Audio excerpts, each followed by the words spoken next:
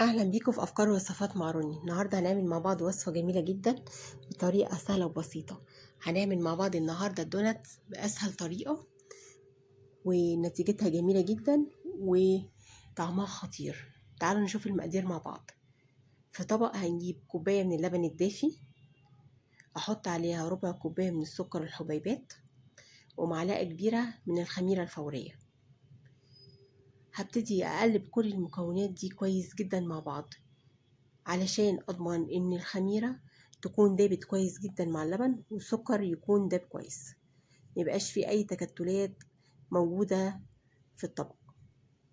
هقلب كويس جدا جدا لحد ما اضمن ان كله داب مع بعضه كويس جدا. السكر والخميرة الفورية دابوا كويس جدا مع اللبن.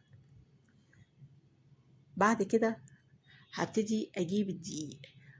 الدقيق هنا لازم يكون يا جماعة دقيق متعدد الاستخدامات، او دقيق مخبوزات، والأحسن يكون كمان دقيق مخبوزات، هيديكي نتيجة جميلة جدا.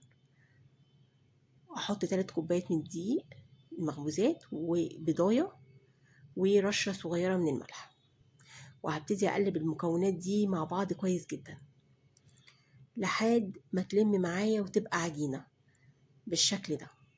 في اللحظة دي هبتدي أجيب معلقتين كبار من الزبدة أو معلقتين كبار من السمنة، لو ما عندكمش زبدة، بس السمنة تكون بدرجة حرارة التلاجة ساقعة شوية.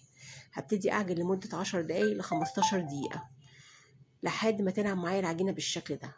هدهن الوش بتاعها بزيت، وهغطيها تختمر لمدة من نص ساعة لساعة إلا ربع.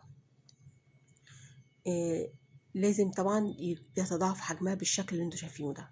بعد كده هبتدي اقسمها لكور، وابتدي اخد كورة بالحجم اللي انتوا شايفينه ده، وهجيب صينية مدهونة زيت، رشة زيت خفيفة، وابتدي ارص فيها الدوناتس، كور الدوناتس كده بالشكل اللي انتوا شايفينه ده.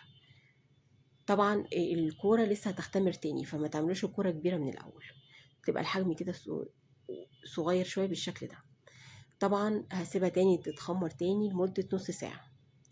في الوقت ده هجهز بضاية ورشة صغيرة من الفانيليا، هقلبهم مع بعض كويس جدا. وهبتدي بعد ما تتخمر العجينة هبتدي ادهن الوش بتاعها بالبيض والفانيليا عشان تاخد لون جميل في الفرن ويطلع لونها ذهبي وجميل.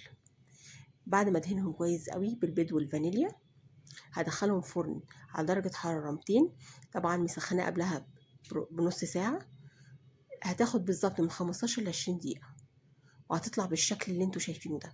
شوفوا لونها جميل ازاي، تحفة وهشة جدا، وبجد خفيفة جدا. بصوا جميلة ازاي، وزي القطن وهشة جدا، بجد هتعجبكم قوي. نتيجته جميلة جدا وريحته خطيرة، ولونه طبعا تحفة جدا.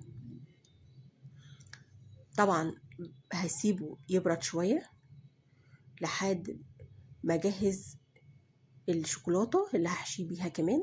انا هعمل احشي هنا بالشوكولاتة النوتيلا اللي انا عملتها قبل كده معاكم، موجودة طبعا على القناة. الشوكولاتة النوتيلا الاقتصادية. هجيب سكينة وابتدي اعمل فتحات كده في الدوناتس كده من الجنب. بصوا بالشكل اللي انتوا شايفينه ده، بالراحة خالص، وفي نفس الفتحة انا ما بوسعش الفتحة خالص. بصوا بلف كده السكينة عشان اعملها دايرة كده، بحيث اقدر ادخل كيس الحلواني فيها بسهولة واحشي الشوكولاتة النوتيلا. بصوا بنفس الطريقة دي اعملوها بالراحة خالص في المرحلة دي، وبلف كده السكينة بالراحة وبجهزها.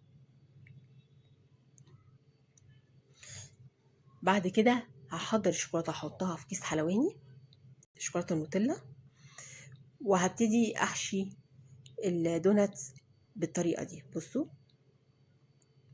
بالراحة كده، وابتدي احشيها. طبعا ما تمليش الحشو قوي عشان متطلعش بره الدوناتس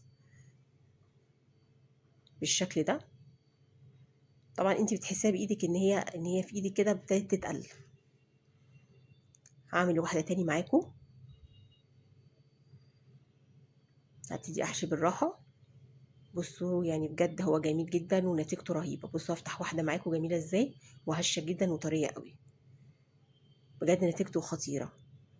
اتمنى يعجبكم، وما تنسوش تعملوا لي لايك وشير ومتابعة، وتقولوا لي رأيكم في الوصفة.